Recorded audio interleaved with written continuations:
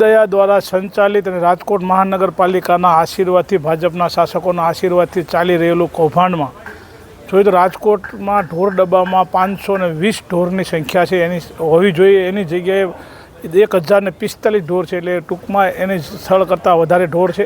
એક એ બીજું ભૂખે ઢોર મરી જાય છે. આપ જો પાલાની અંદર નકરી માટી છે, પાલો નામનો છે, માટી ઢોર ખાય, માટી જો શરીરમાં જાય તો શું દશા થાય. મારું એ કહેવાનું છે કે તમે એક મુઠ્ઠી માટી ખાઓ, ભાજપના મિત્રોને અને સંચાલકોને એક મુઠ્ઠી તમે માટી ખાઓ, કેટલા દિવસ જીવો છો મારે જોવું છે.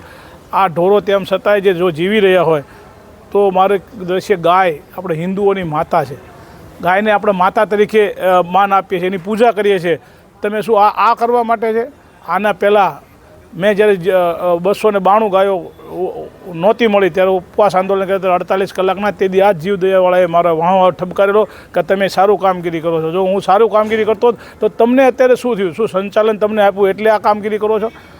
લાખો રૂપિયા અને વર્ષે કરોડો રૂપિયાનું થતું હોય તેમ છતાં જો રાજકોટ મહાનગરપાલિકાના પેટનું પાણી ન હલે અને હજારો ગાયો મરી જતી હોય, 758 ગાયો 3 મહિનામાં કોર્પોરેશનના અમારા કોંગ્રેસના કોર્પોરેટરના જવાબ મળ્યો છે. આજે કેટલી ગાયો? આજે 10 ગાયો તમે જોઈશ ગણી આપણે, 6 નીચે ઢોર પડી છે, ઉપર 5 ગાયો ઉપર છે.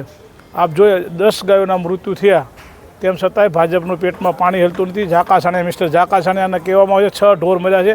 6 ઢોર તો તમે જો ગાડીમાં અને બહાર કેટલા પડ્યા છે ગણવા છતાં રોટના અંદાજની ખબર નથી અત્યારે. પણ અત્યારે કહેવા માગું છું કે એક પણ જગ્યાએ પ્રકારનો રોગચાળો નથી. હું પોતે ગાયો રાખું છું, મારે પોતાના ઘોડી ગાયો બધું ચલાવું છું, મારા ઢોર મરતા નથી. રાજકોટની ગૌશાળામાં ગાયો મરતી નથી. રાજકોટ કોર્પોરેશન સંચાલિત ઢોર ડબ્બામાં શા માટે મરે છે? ભૂખ મર્યાના હિસાબે મરે છે, ભૂખે રહીને મરે છે. મારું એ કહેવાનું છે ઢોરને તો છોડો, ગાયોને છોડો. તમે કઈ પ્રકારના નિર્દય લોકો છો કે તમે ઢોરના ગાયોના પણ નીણ ખાઈ જાઓ છો? શમશાનના લાકડા મૂકતા નથી, તમે ગાયોને શું મૂકવાના છો? હવે તમારી પાસે અપેક્ષા રાખવી ખોટી છે.